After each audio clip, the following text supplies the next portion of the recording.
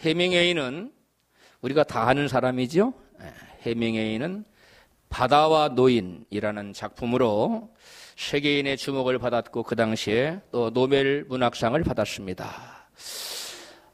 쿠바 해안에서 살면서 멕시코만에서 낚시질로 생활하고 있는 한 노인의 삶을 그린 작품입니다.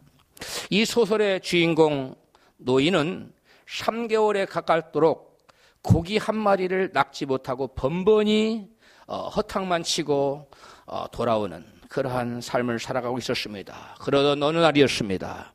이 노인이 배를 타고 나가서 낚시를 던졌는데 얼마나 큰 게 잡혔는지 자기가 탄 배보다도 큰 고래가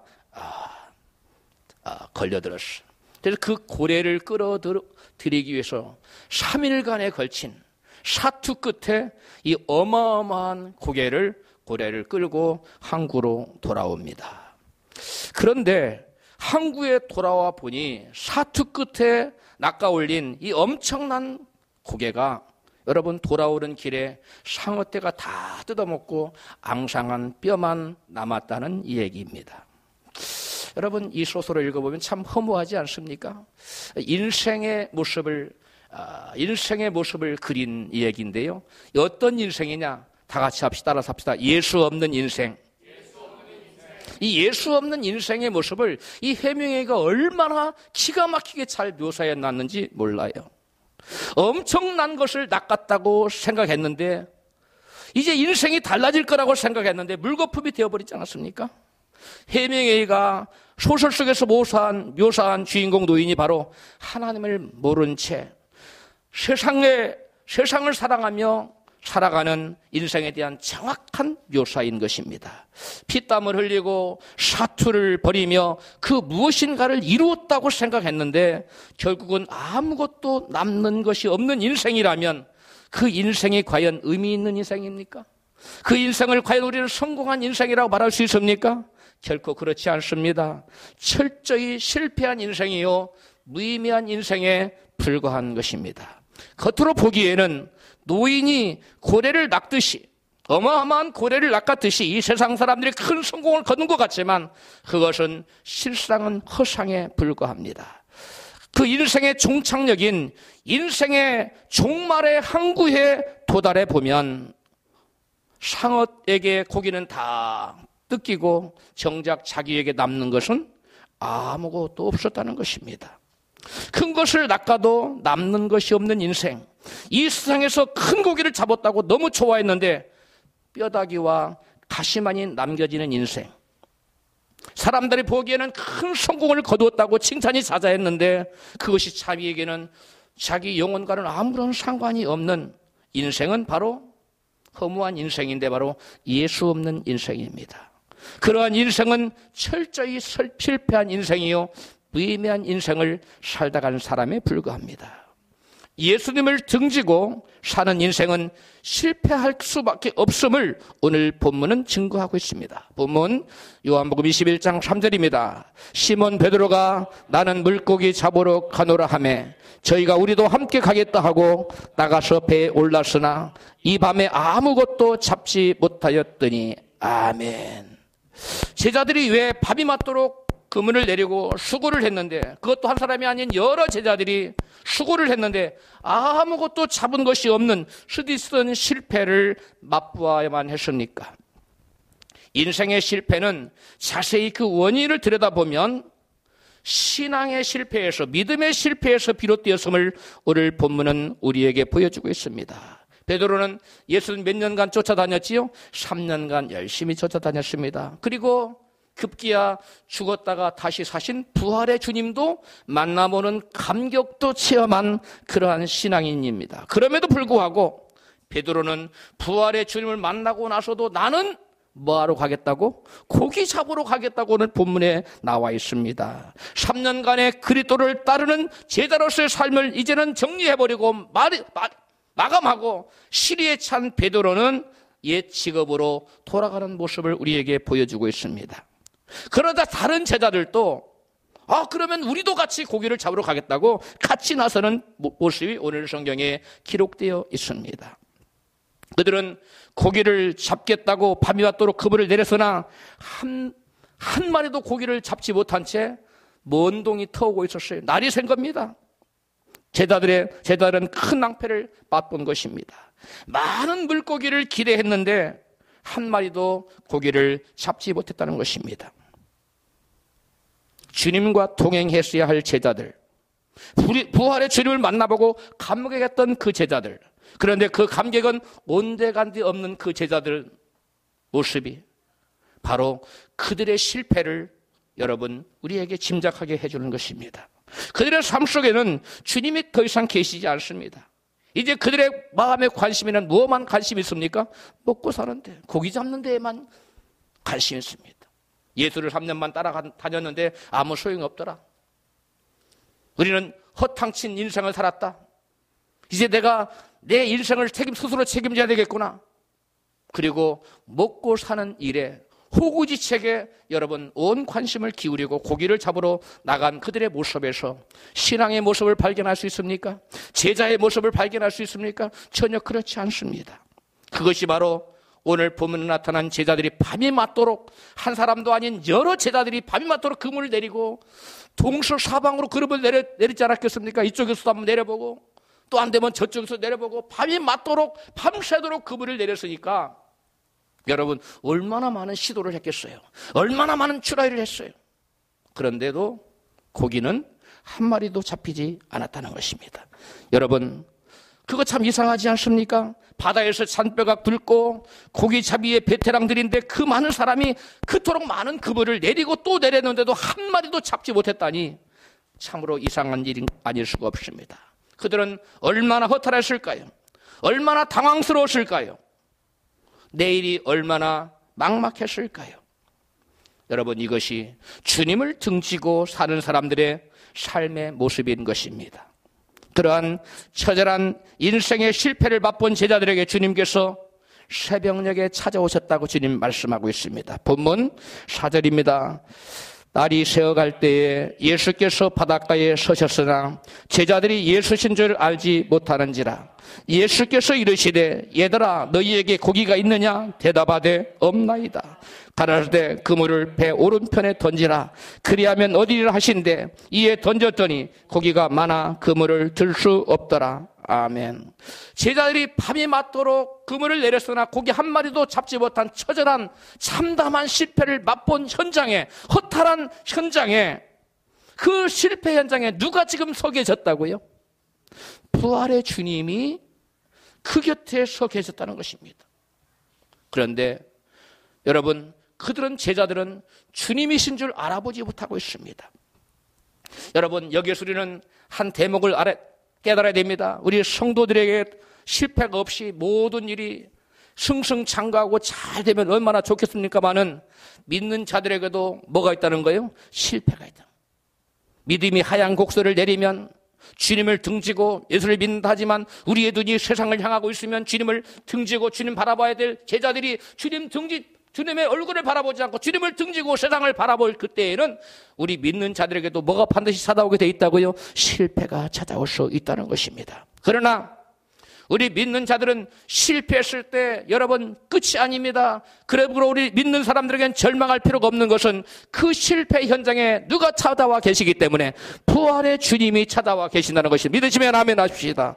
부활의 주님은 실패한 제자들에게 찾아오셔서 무엇하려고 찾아오셨습니까? 그 실패한 제자들에게 새로운 삶을 살게 하려고, 그들을 도와주시려고, 넘어져 있는 그들을 다시 일으켜 세워주시려고 우리 주님, 우리가 믿는 우리의 주님, 부활의 주님께서 찾아와 옆에 서 계신 줄로 믿습니다.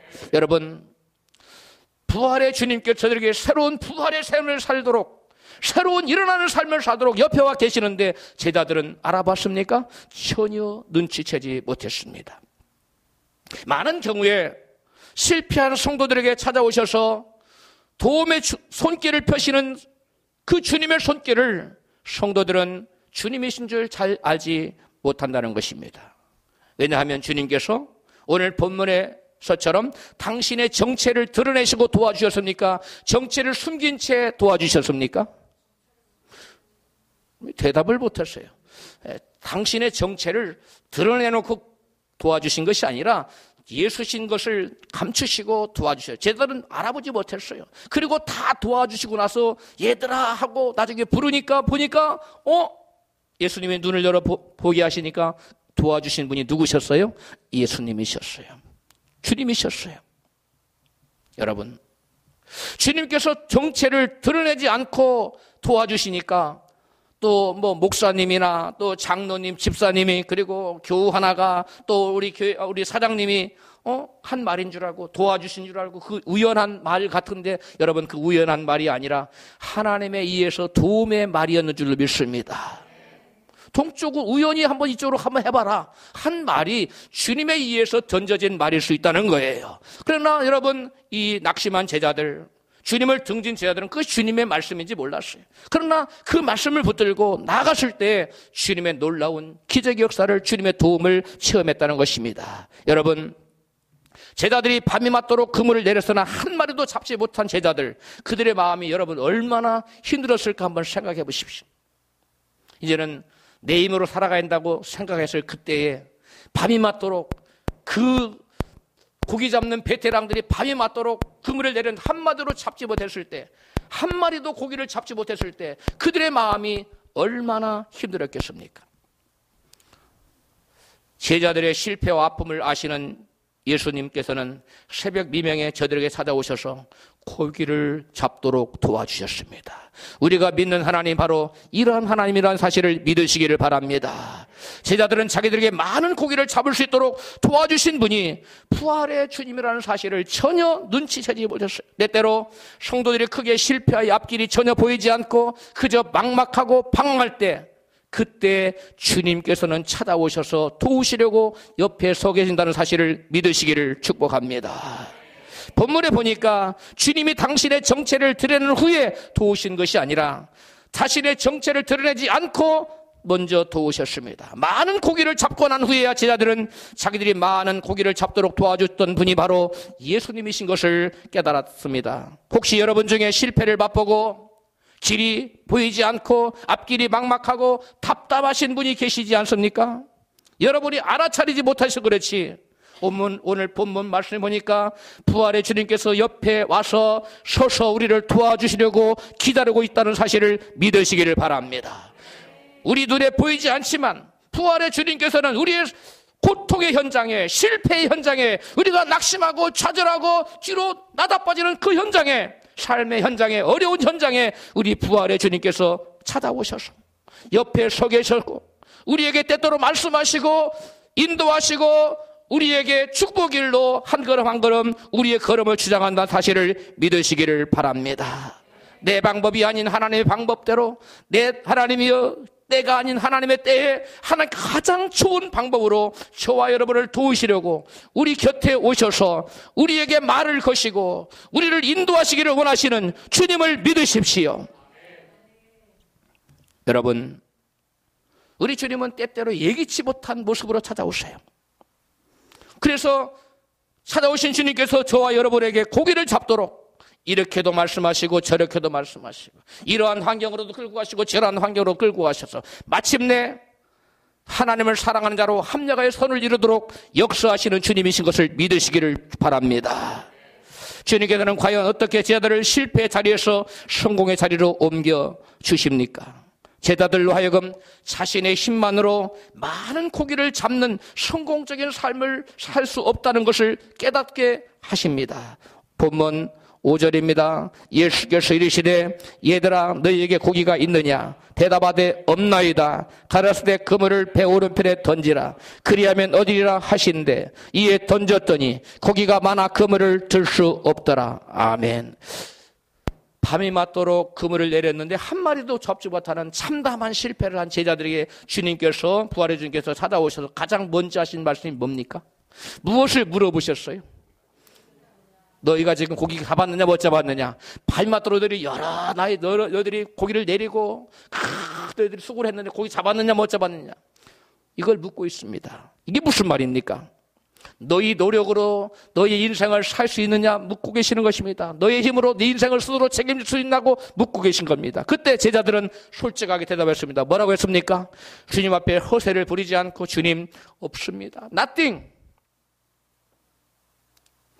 자기들은 고기 잡는 어부의 베테랑이나 그런 체면 이런 거 다 뒤로 하고 솔직하게 나아갔습니다. 나는 내 힘으로 고기를 잡을 수가 있었습니다. 없었습니다. 없었습니다. 라고 고백했어요. 여러분, 우리가 예수를 믿는다고 하지만 수많은 사람들이 주님 말씀대로 하기보다는 내 이성과 지식과 경험을 앞세워 살고자 합니다. 그러다가 처절한 실패를 맛볼 때 비로소 자신의 무력함을, 무능함을 절감하게 됩니다. 그때 비로소 주님 앞에 나와서 겸손해지고 주님의 도우심을 구하는 것이 보통 예수 믿는 사람들의 모습입니다. 혹시 여러분 중에도 아직도 내 힘으로 내가 그 무엇인가를 이룰 수 있다고 생각하고 계시는 분이 안 계십니까? 우리 하나님은 내가 할 수 있다고 생각할 그때는 결코 주님께서 역사하지 않습니다. 결코 끼어들지 않습니다. 여러분, 물에 빠진 사람도 자기 힘으로 살려고 허부적거린 사람은 여러분 구원해낼 수가 없어요. 완전히 물에 빠져서 여러분 힘을 착 처졌을 때 여러분 건져내신 것처럼 우리가 스스로 내 인생을 책임질 수 없다고 여러분 자기 인생을 온전히 주님께 내어 맡기는 사람에게 주님 찾아오셔서 구원해 주시는 줄로 믿습니다. 자신의 한계와 부족함과 자신의 무능함을 절감하고 주님께 전적인 도우심을 구할 때 그때 우리를 도우시게 찾아와서 옆에 계시는 부활의 주님께서 손을 내미시고 우리를 구원해 주는 것을 믿으시기를 바랍니다.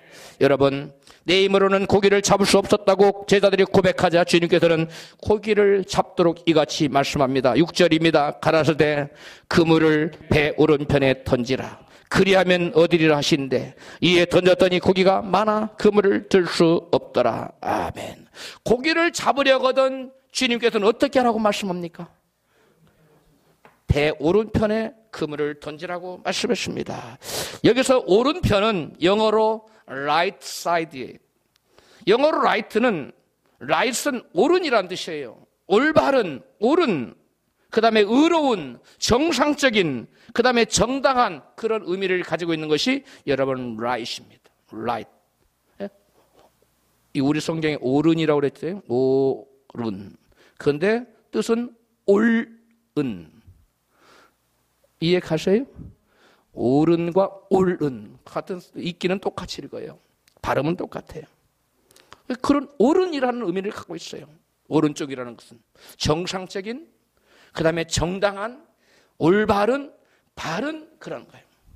그러니까 주님께서 지금 너희들은 방향을 뭐 해야 된다는 겁니까? 바꿔야만 한다는 것입니다. 너희들은 지금 너희들의 눈길이 어디를 향하고 있다? 세상을 향하고 있다. 너희들은 지금 나를 등지고 있다. 그러면 너희들은 밤이 맞도록 그물을 내렸지만 한 마리도 낚을 수 없었다. 여러분, 여러분의 눈이 지금 누구를 향하고 있습니까? 믿음의 주여 온전케 하시는 주님을 향하고 있습니까? 아니면 세상을 바라보고 있습니까?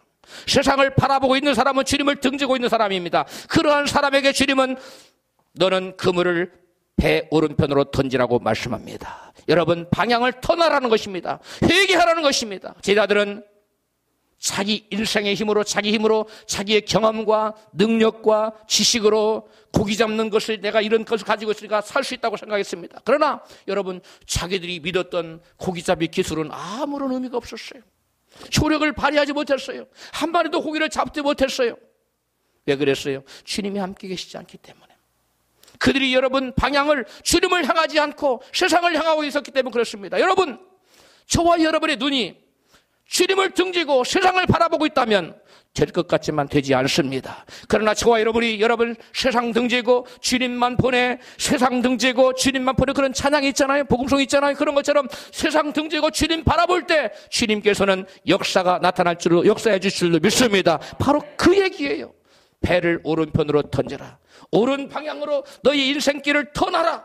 바꿔라. 이것이 바로 주님께서 제자들에게 그물을 오른편으로 던지라.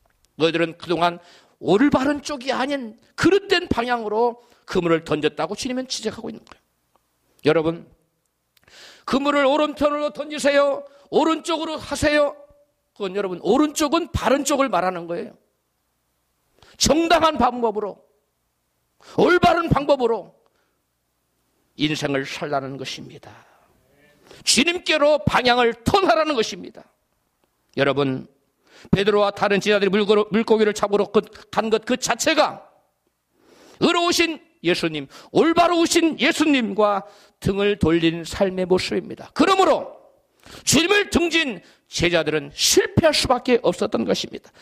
자기들의 모든, 여러분, 그 젊었을 때 평생 어렸을 때부터 고기 잡아온 기술을 낚았던 것이 아무런 쓸모가 없었던 것이요. 여러분, 주님께 등을 보이지 말고 주님을 향하여 주님의 얼굴만 바라보는 여러분 되시기를 축복합니다. 3년 동안 주님을 따라다니고 메시아라고 믿었던 예수님이 십자가에 죽임을 당하자 제자들은 뿔뿔이 흩어졌습니다. 그리고 저들은 주님과는 하등의 관계가 없는 삶, 주를 만나기 이전의 직업인 물고기 잡는 삶으로, 인생으로 다시 되돌아가 버렸어요.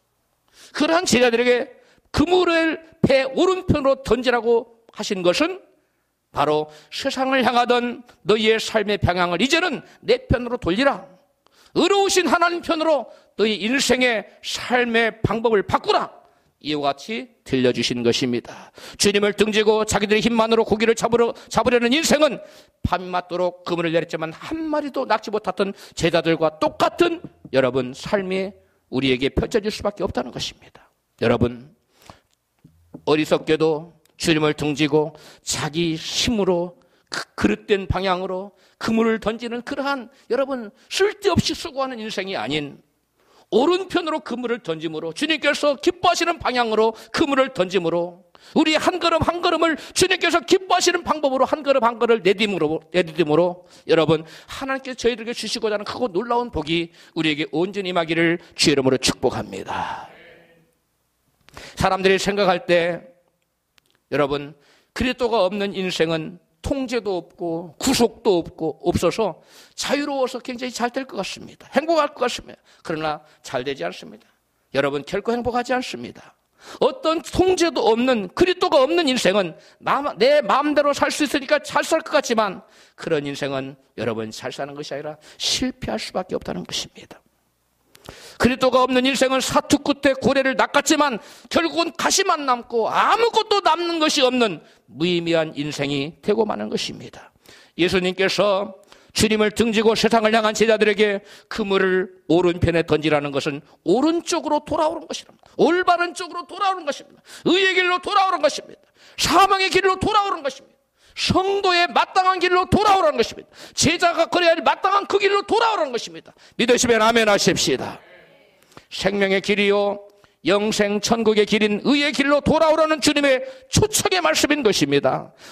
시편 16편 11절은 이같이 말씀하면 같이 읽습니다. 주께서 생명의 길로 내게 보이시리니 주의 앞에는 기쁨이 충만하고 주의 우편에는 영원한 즐거움이 있나이다. 아멘. 주의 우편에는 뭐가 있다고요?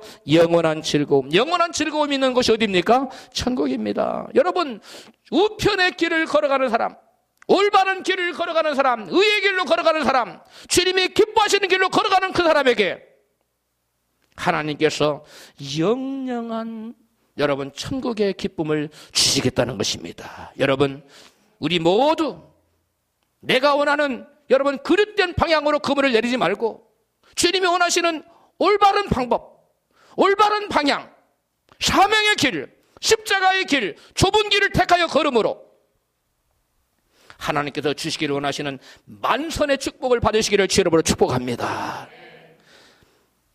배에 고기가 가득한 것을 만선이라고 그래요. 그러한 인생, 내 힘으로 밤새도록, 아니 3일 동안 그 사투 끝에 피땀 흘려 고래를 잡긴 잡았어요. 그런데 상어떼가 다 뜯어먹어버리고 가시만 남으면 그 인생이 얼마나 허탈해요. 그러한 인생이 한 번도 없기를 주의 이름으로 축복합니다. 진정한 예수 믿는 사람은 그런 헛수고한 인생이 아니에요. 그런 물거품 같은 인생이 아니에요. 비록 그것이 적은 것 같을지라도 보배 같은 거예요. 그러한 인생 되시기를 주의 이름으로 축복합니다. 주님의 기자들에게 오른편으로 그물을 던지라는 것은 의로운 길을 택하고 올바른 인생, 생명의 길로 나아가라는 초책인 줄로 믿습니다. 한국에서 볼펜하면 떠오르는 것이 무슨 볼펜이죠? 어이구, 다 잘하시네요. 나만 잘하는 줄 알았더니. 모나미 볼펜하면 볼펜에 여러분 어떤 업체입니까? 대북적인 그 브랜드 아닙니까? 대표적인 브랜드 아닙니까? 한국 볼펜에. 이 모나미 볼펜인데요. 이 모나미 볼펜에는 특이한 숫자가 하나 써져 있습니다. 무슨 숫자가 써져 있나요? 153, 153이라는 숫자가 써져 있어요. 이 모나미 볼펜 사장 송삼석 사장은 어릴 적부터 예수를 잘 믿었다고 합니다. 그 예수를 잘 믿다가 좀 장성해서 사업이 할 때쯤 돼서는 주님을 등졌어요. 주님 빠이빠이, 교회도 빠이빠이 떠났어요. 그리고 사업을 내가 내 인생 내가 잘 살 수 있어. 그러면서 사업을 시작했는데 회화 구류. 이게 제가 이 회화 구류가 뭔지 모르겠어요. 그림 그리는 무슨 그 도구를 말하는 건지 자기가 그 회사를 차렸다고 합니다. 그런데 여러분 회사가 처음에 잘 나가는 갔더니 그 회사를 1960년도에 차렸는데 회사가 완전히 쫄딱망해버렸어요. 완전히 거들났어요. 거리에 나앉았어요. 그리고 가만히 생각하니까 내가 왜 망했지 생각해봤더니 내가 주님을 등졌구나. 내 힘으로 살 수는 없구나 하고 다시금 교회 문을 두드립니다. 교회 나와서. 그리고 나서 금식하면서 하나님 한 번만 살려주세요. 전부여 의지 없어서 손들고 옵니다. 간절히 회개하며 눈물 콧물로 간절히 회개하며 기도하는데 환상이 보였어. 그 환상이 153이었다고 합니다. 153. 이게 153 숫자가 또 왔다 갔다 하는데 이거 알 길이 있나? 그래서 목사님 찾아갔어요. 목사님, 제가 회개하며 간절히 눈물뼈로 기도하는데 제게 환상이 153이 왔다 갔다 하는데 이 150이라는 숫자가 도대체 무엇을 의미하는 겁니까? 근데 그 질문을 받던 목사님도 목사 초년병이었던 것 같아요. 글쎄 나도 잘 모르겠는데 좀 기다려보세요. 기도하고 대답해 줄게요 하고 하나님께 열심히 기도하고 성경을 찾았더니 오늘 본문에 요한복음 몇 장? 21장 11절에 딱 153마리에 뭘 잡았어요? 물고기를 잡았다는 것을 딱 그렇구나. 그래서 이제 그 다음날 오라고 했어요. 얘기를 했어요. 형제님에게 하나님께서 153의 물고기를 보여주신 것은 제자들이 주님을 등지고 자기들이 힘으로 밤새도록 그물을 내렸지만 한 마리도 낚을 수 없는 실패한 인생을 살았지만 그들이 회개하고 주님께 말씀대에 순종해서 그물을 내렸을 때 153마리의 고기를 낚았듯이 형제님이 방향을 완전히 턴해서 세상을 향하던 방향을 이제 주님을 향하는 방향으로 완전히 턴해서 돌아와서 살면 하나님이 153마리의 놀라운 153의 축복을 주겠다는 약속입니다. 할렐루야. 이렇게 해석을 해줬다는 거. 그러자 이 송상석 이 형제님이 사장이 어렸을 때 신앙이 있잖아요. 그 신앙이 다시 살아서 그렇다. 내가 이제는 철두철미하게 세상 방식이 아닌 주님 방식으로 세상을 향하는 방식이 아니라 주님을 향하는 주님의 얼굴을 바라보는 방향으로 바꿔야 되겠다. 그래서 모든 삶의 그물을 어느 쪽으로 던지는 인생? 오른쪽으로 던지는 인생으로 바꿔버린 거예요. 철두철미하게. 그랬더니 1963년 5월 1일에 여러분 153이라는 숫자를 새겨놓고 하얀 볼펜 혹시 없습니까? 모나미 볼펜. 그 볼펜을 딱 새겨놓고 모나미라고 이름을 친히 지었어요. 이 모나미라는 뜻은 그리고 아미. 이게 불어예요. 불어인데 나의 친구 되시는 예수님이라는 뜻이에요. 그 원의 뜻은 나의 친구라는 뜻이에요. 성경에 보면 나의 친구가 누구예요? 예수님이에요. 그래서 예수님을 친구로 삼고 주님과 동행하는 그러한 사업을 하겠다. 그리고 153의 기적이 나타나겠다. 153은 주님을 방향을 뭐 했어요? 그릇된 방향에서 어떤 방법으로? 올바른 방법으로 여러분 인생의 여러분 삶의 패턴을 완전히 바꿔버린 그 인생에 나타난 축복이 153 축복입니다. 그런 인생을 살겠다고 153을 집어넣고 모나미, 예수님은 나의 친구라는 모나미라는 뜻으로 여러분 이름을 지었어요. 그렇게 시작한 볼펜 회사가 여러분 얼마나 잘 되는지 한국의 대표적인 볼펜 업계의 대표 브랜드가 딱 됐고, 그다음 거기에서 끝나지 않습니다. 1988년에는 세계 최대 규모의 볼펜 공장을 만듭니다. 세계 최대 규모의.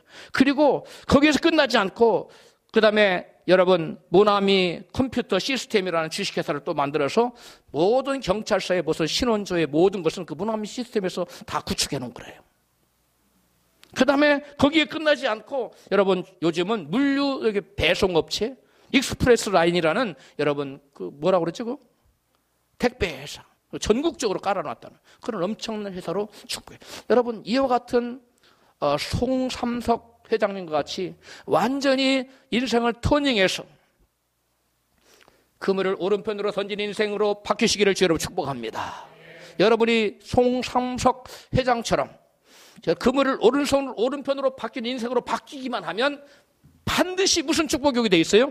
153의 축복이 오게 돼 있습니다. 이러한 153 축복을 받으시는 우리 모든 라이프비전 교회 성도들 되기를 주여 여러분 축복합니다. 이 축복은 주님의 의로운 오른손이 도와주시는 붙들어주는 축복입니다. 할렐루야.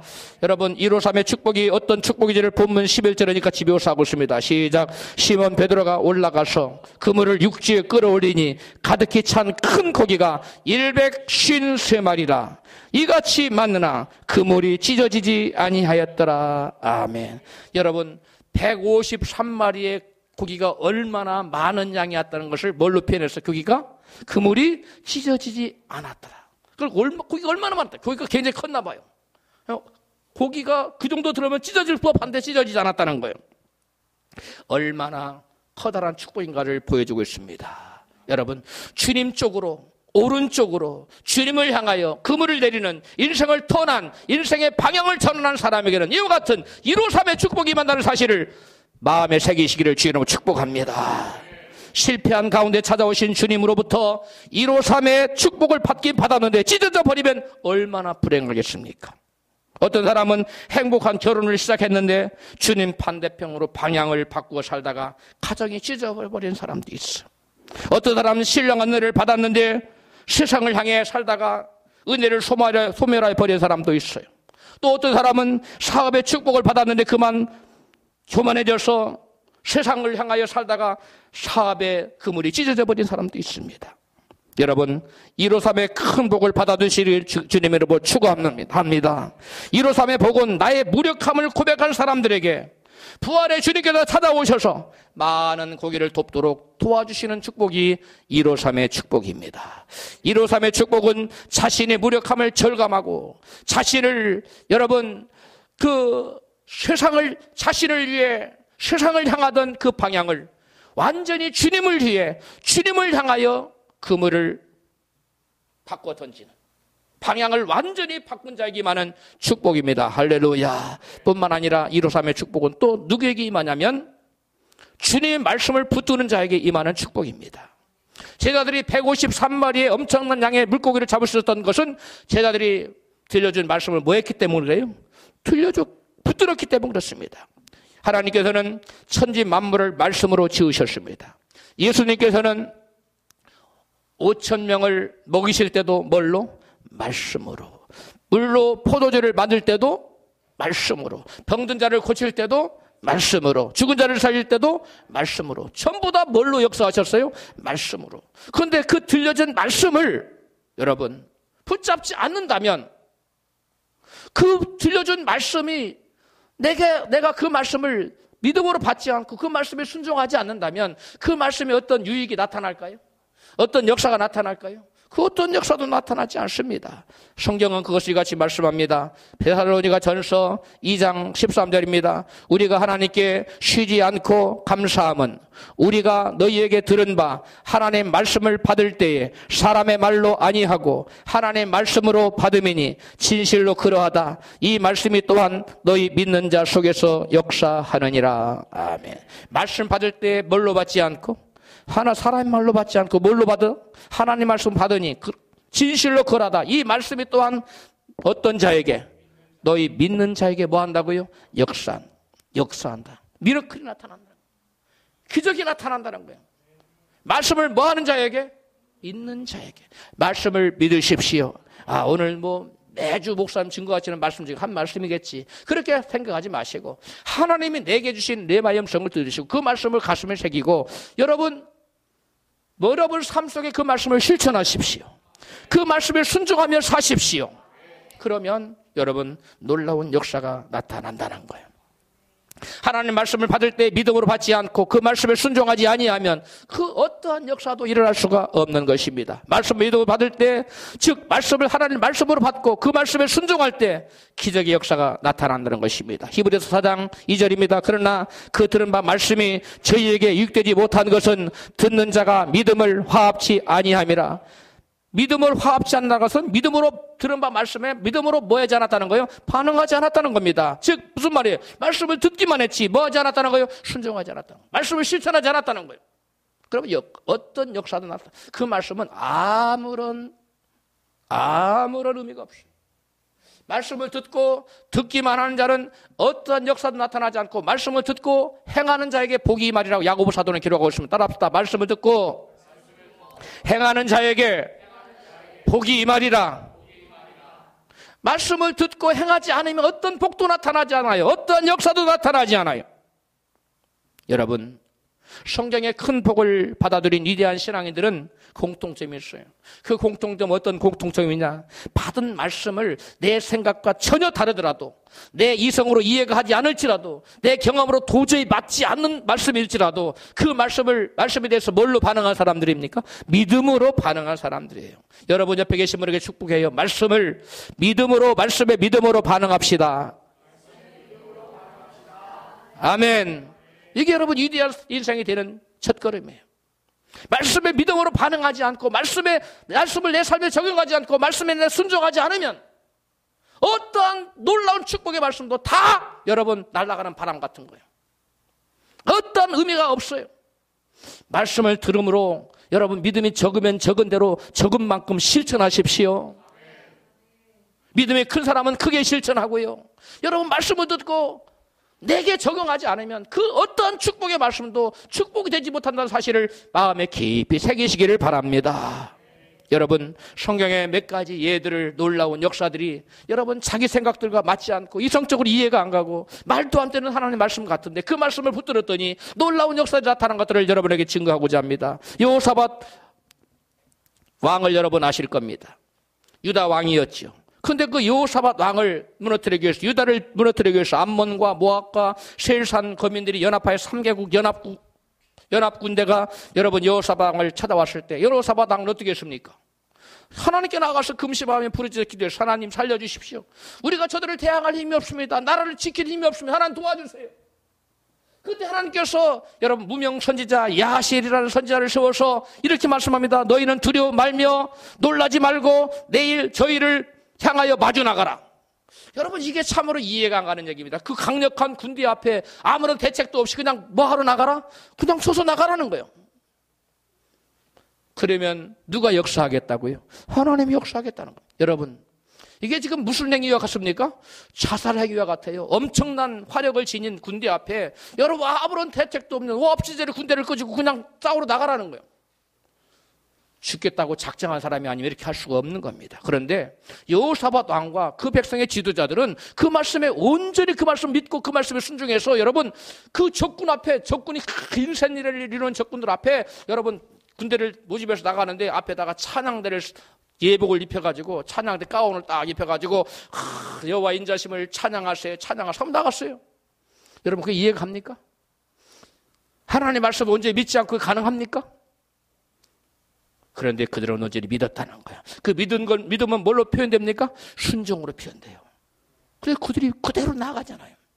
말씀 믿고 나가라니까 나가는 거예요. 인간의 생각으로는 마치 무슨 행위와 같은데 자살 행위와 같은데 그들은 말씀 믿고 그대로 나가니까 하나님 어떠한 역사를 하셨는지 보십시다. 역대하 20장 22절이에요. 시작. 여호와께서 복병을 두어 유대를 치러 온 암몬 자손과 모압과 세일산 사람을 치게 하심으로 저희가 패하였으니 곧 암몬과 모압 자손이 일어나 세일산 거민을 쳐서 진멸하고 세일 거민을 멸한 후에는 저희가 피차에 사륙하였더라. 유다 사람이 들 망대를 이르러 그 무리를 본즉 땅에 엎드러진 시체뿐이요 하나도 피한 자가 없는지라.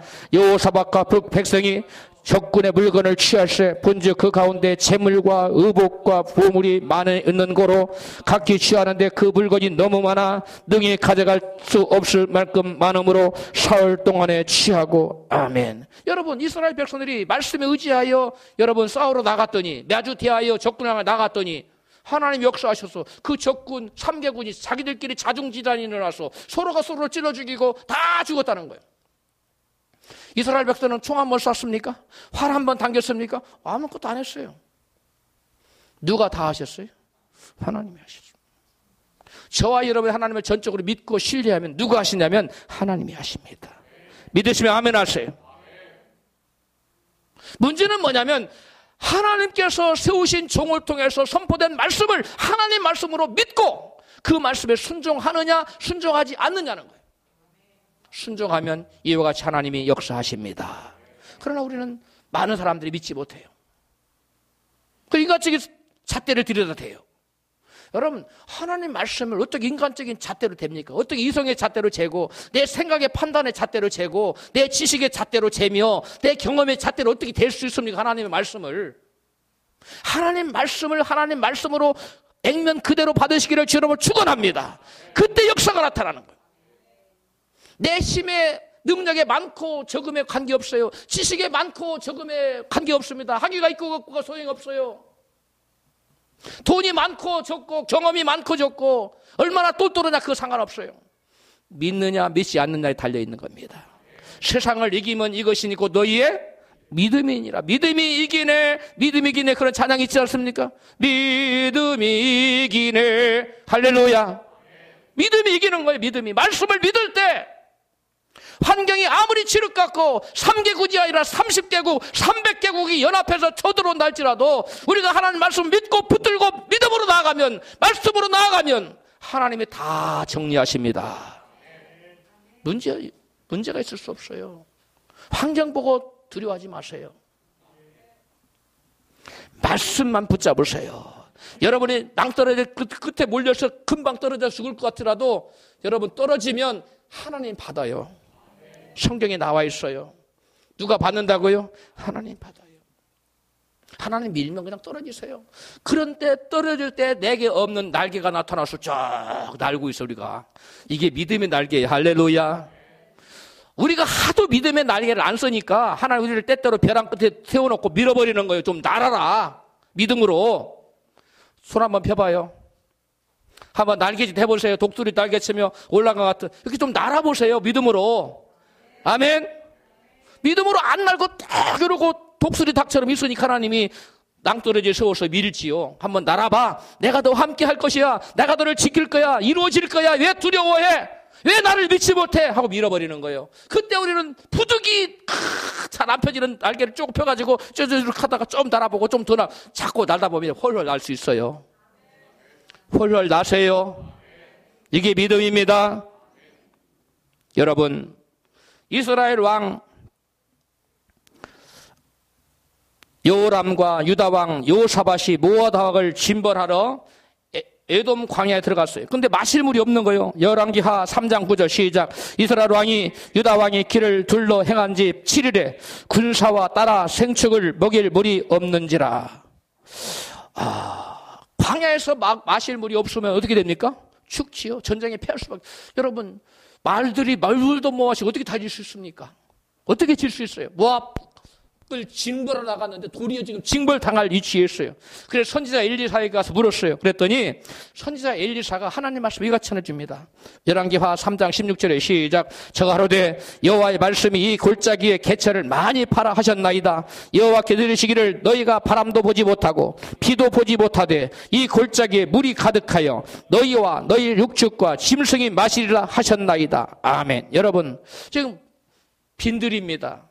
광야입니다. 지금 물이 없어서 문제예요. 근데 지금 선지자가 하나님 말씀이라고 전해주는 게 뭐라고 하는 거예요, 지금? 뭘 파라고 그래요? 개천을 많이 파라는 거예요. 여러분, 물이 없는데 개천 파면 무슨 소용이 있어요? 소용이 있습니까? 없습니까? 인간의 생각으로 바보 같은 짓 아닙니까? 지금 물이 없는데 개천 파라는 게 말이 됩니까? 예를 들어서 이런 얘기예요. 목사님, 제가 지금 너무나 물질적으로 어렵습니다. 목사님이 기도해보다 하나님이 그러시는데, 목사님, 형제님, 집사님, 물질을 하나님 앞에 심으시라네요. 지금 물질이 없는데 뭐 심으라고요? 물질 심으라네. 이해가 돼야 안 돼요? 안 되는 얘기입니다. 지금 물이 없는데 개천 파놓으면 무슨 소용이 있습니까? 물이 없는데.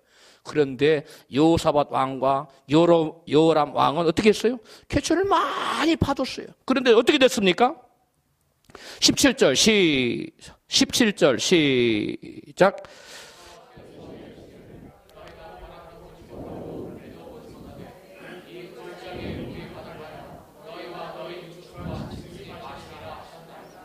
아멘. 그렇게 말씀 믿었어요. 많이 팠어요. 어떻게 역사가 나타났어요? 열왕기하 3장 20절 시작. 아침에 미쳐 소재 드릴 때 물이 에돔 편에서부터 흘러와서 그 땅에 가득하였더라. 아멘. 여러분, 개천을 안 파뒀으면 물이 아무리 와서 에돔에서부터 아무리 물이 흘러도 그 물 잡아놓을 수 있어요? 아무 짝이 없는 거예요. 개천을 파두시기 바랍니다. 내 생각과 다를지라도 여러분, 개천을 파라 그러면 파면 됩니다. 여러분, 개천을 파는 것은, 광야에 개천을 파는 것은 참으로 어리석은 짓 같이 보이지만 축복의 물을 담을 수 있는 그릇을 준비하라는 말씀입니다. 할렐루야. 여러분, 그 말씀에 순종했을 때 여러분 놀라운 역사가 나타납니다. 여러분, 어떻게 됐습니까?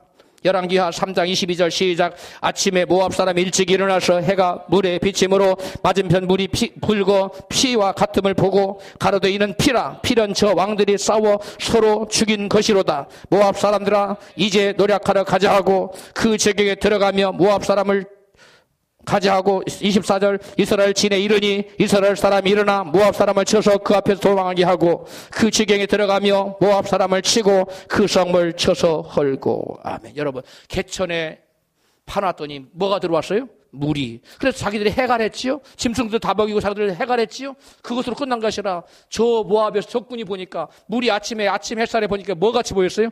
피같이 보였어요. 야, 저게 지금 난리 났구나. 서로 치고 자동차 일어나서 난리 났고 우리가 가서 거두기만 하겠네. 그럼 적군인 모압이 오해를 해가지고 들어와서 아무런 대책도 없이 무장도 안 하고 거두러 온 거예요.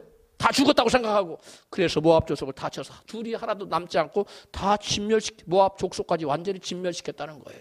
여러분, 말씀을 붙들고 나아가는 때는 이와 같은 놀라운 역사가 나타난다는 것입니다. 여러분 생각으로 안 맞고 여러분 지식으로도 맞지 않고 경험으로도 맞지 않아도 말씀을 믿고 말씀에 의지해서 나가는 여러분 되시기를 주 여러분 축복합니다. 성경에 보면 열왕기하 5장 10절에 같이 있습니다. 엘리사가 사자를 저에게 보내어 가로되 너는 가서 요단강에 몸을 7번 씻으라. 네 살이 여전하여 깨끗하리라. 나아만이 노하여 물러가며 가로되 내 생각에는 저가 내게로 나와서 그 하나님 여호와 이름을 부르고 당체의 손을 흔들어 문둥병을 고칠까 하였도다. 다메섹 강 아마나와 마르발은 이스라엘 모든 강물보다 낫지 아니하냐. 내가 거기서 몸을 씻으면 깨끗하게 되지 아니하리하고 몸을 돌이켜 분한 모양으로 떠나니. 아멘. 여러분, 아람 나라의 장군 나아만 장군이 문둥병자였어요. 그래서 이스라엘에 병 고치는 자가 있다고 해서 와서 선지자한테 나왔는데 선지자가 뭐라고 그래요? 가서 요단강에서 7번 물을 씻어라. 그런데 그 사람이 뭔데? 내 생각에는 지금 선지자가 와서 여호와 이름 부르고 당체에 여호와 손을 흔들고 그 다음에 당체에 손 얹고 막 그렇게 기도해서 고쳐줄 줄 알았는데 그렇게 안 한다는 거예요. 자기 생각과 다르다는 거예요. 그리고 분을 내면서 떠나가려고 하죠. 여러분, 잘 새겨 들으십시오. 하나님의 구원은 꼭 내 생각대로 되어지지 않는다는 겁니다. 많은 사람들 하나님의 구원을 내가 생각하는 때에 내가 생각하는 방법으로 하나님 구원하시고 축복을 주시리고 생각한다는 거예요. 그렇지 않아요. 너의 생각과 내 생각은 다르며 너의 생각보다 내 생각은 더 높으니라고 말씀했어요. 하나님이 더 지혜로울까요? 우리가 더 지혜로울까요? 두말하면 잔소리죠. 지혜로우신 하나님께 때를 맡기십시오. 그런데 이 나만 장군처럼 내 생각에는 이렇다는 거. 내 생각대로 안 된다고 시험 들어. 내 생각대로 안 된다고 그냥 관두고 포기해버려. 그럼 하나님은 도와주려고 나타나는데 이미 그 자리에 없네? 그 회사에서 지금 승진시키려고 다 해놨는데 회사에 퇴직하고 말았네? 하나님 어떻게 역사합니까? 하나님은 지금 그 회사를 지금 사장으로 만들어주려고 계획하고 있는데, 이게 회사에 있어봤자 비전이 없겠네. 그냥 관두 사표 쓰고 나가고 하나님 역사할 수 있어요? 없습니다. 하나님의 때를 기다리십시오. 하나님의 방법은 내 방법보다 좋아요. 나는 이렇게 하고 싶어. 근데 하나님은 아니요. 이렇게 그게 마음에 안 들어도 그게 좋은 거예요. 지금은 그게 별 볼 일 없어 보이지만 하나님의 때가 되면 이게 대단한 것으로 발전합니다. 나만 장군이 자기 생각대로 끝까지 갔다면 어떻게 됐어요? 평생을 뭘로 살았어야 돼요? 문둥병자로 살아야죠. 그런데 나만 장군은 그 휘하에 부하 하나가 참 지혜로운 자가, 장군이시여 선지자가 더한 것을 요구했을지라도 안 하겠습니까? 문둥병 고쳐진다는데. 가만히 생각하니까 그렇거든요. 돌이켰습니다. 여러분, 하나님 말씀을 듣고 돌이키십시오. 그런 자에게 역사가 나타나고 축복이 있다는 사실을 믿으시기를 바랍니다. 여러분, 우리 하나님은 그물을 오른편으로 내리는 삶, 그물을 오른편으로 던지는 삶을 사는 자들에게 같이 말씀합니다. 이사야 41장 10절입니다. 두려워 말라, 내가 너와 함께함이니라. 놀라지 말라, 나는 내 하나님의 대민이라. 내가 너를 굳세게 하리라. 참으로 너를 도와주리라. 참으로 나의 의로운 오른손으로 너를 붙들리라. 아멘. 의로운 손, 오른손이에요. 오른손이란 말이나 의로운 손이란 말 같은 얘기예요. 주님의 의로우신 하나님이 의로운 손으로 오른편의 그물을 내리는 인생을 도와주시고 붙들어 주십니다. 붙들어 줘요. 여러분, 저와 여러분은 연약한 질것 같아서 이거 떨어지면 깨집니다. 여러분, 이 종이는 스스로 아무리 세워도 쓸 수 있습니까? 넘어집니다. 아무리 세워도 넘어지게 돼 있어요. 근데 이 종이가 설 수 있는 방법 하나가 있습니다. 어떻게 씁니까? 제가 붙들어주면 서요. 마찬가지입니다. 저와 여러분은 매일 넘어질 수 있는 연약한 존재지만 우리 하나님이 이처럼 붙들어주면 서 있습니다. 할렐루야. 이게 하나님의 은혜고 축복이에요. 하나님이 의로운 손으로 믿는 자를 붙들어주겠다는 겁니다. 하나님의 붙들림을 받으시기를 바랍니다. 하나님이 붙들어주면 연약한 존재도 서 있을 수 있어요. 두려워하지 마십시오.